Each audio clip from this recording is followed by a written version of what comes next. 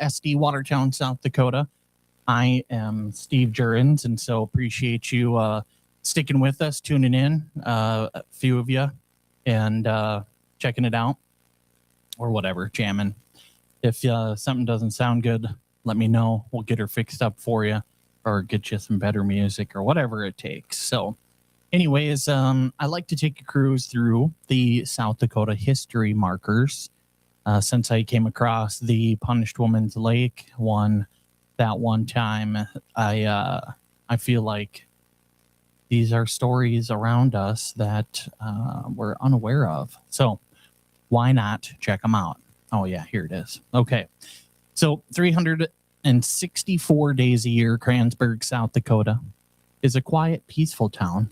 But if you take a slow drive down St. Peter Street Northwest today, right near the intersection of Hastings Avenue, you'll find a physical monument to a time when this landscape was just beginning to take shape.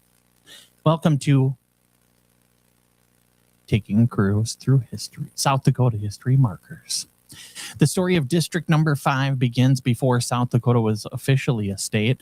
According to the historical marker, standing proudly outside the building, locals gathered at the Kranz Hotel on June 30th, 1879.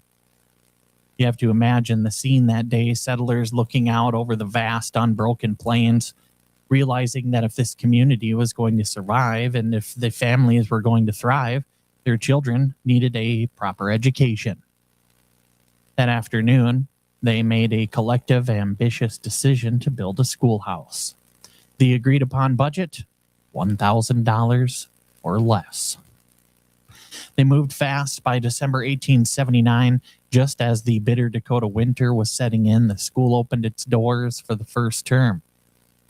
The man tasked with taming the frontier classroom was C.E. South, a teacher earning a humble wage of just $30 a month. Teaching in a one-room prairie schoolhouse was no easy feat. Mr. South had 29 pupils enrolled that first winter, but they weren't just young children, because older adults were desperately needed to work the family fields during planting and harvest seasons. The students in that single room ranged from age 5 all the way up to 21 years old. In fact, the school terms were entirely dictated by the severity of the weather and the immediate demands of the crops. On any given day, the average attendance was just 14 students. The younger ones likely sat up front near the stove, while the older ones took the back rows. Together, they tackled the foundational subjects of the era: reading, spelling, arithmetic, history, and geography. As Kranzburg grew, the town naturally evolved. Shortly after the turn of the century, a local Catholic school opened up, and attendance at the public district number 5 began to dip. But the two schools didn't view each other as rivals. They were neighbors in a small prairie town. During years when the school faced a shortage of teaching nuns, the two schools pooled their resources. They worked side by side to make every single child in Kranzburg get their education that they deserved. For 9 decades, the school stood as a central pillar of the community, but as rural populations shifted, transportation improved, and school districts consolidated across the Midwest, the era of the one-room schoolhouse slowly came to a close. Finally, on June 2nd, 1960, the very last teacher's report for District Number 5 was filed. After 90 years of continuous schooling, the wooden doors were closed. Eventually, the site was placed on the National Register of Historic Places by the Department of Interior.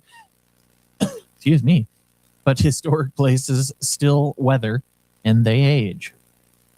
For a long time, it seemed the old schoolhouse might just fade into a quiet memory.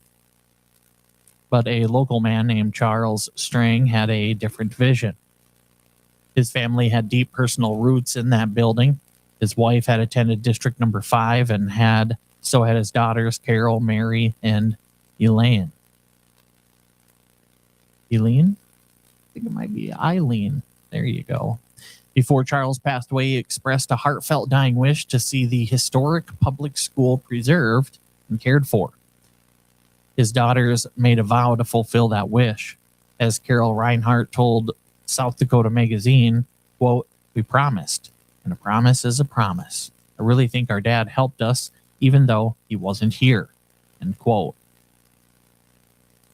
Over the course of several years, the Strang sisters, Carol Reinhardt, Mary Ann Stalkey, and Eileen Lindner, painstakingly restored the schoolhouse. They rolled up their sleeves and scrubbed away decades of dust. They repainted, they repaired the floorboards. They secured a grant from the Watertown Area Community Foundation to fix the roof and the bell tower. And in the process, they uncovered hidden local treasures, including original textbooks and forgotten student artwork from generations past. Their hard work culminated during one of Kranzburg's favorite traditions, the 4th of July.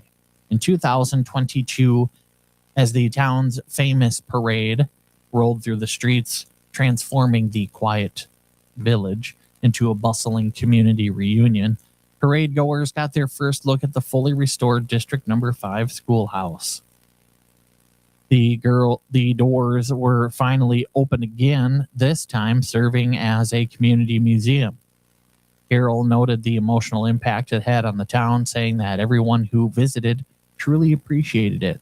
And like the sisters, they got a little nostalgic. Today, the District Number 5 schoolhouse stands beautifully preserved. It is a monument not just to the pioneers of 1879 who scraped together $1,000 to educate their children, but to a modern-day family who proved that with enough love, elbow grease, and a kept promise, our local history never truly fades away. So thanks for sticking with Northeast Radio SD here in Watertown, South Dakota, as we take a cruise through the South Dakota historic markers.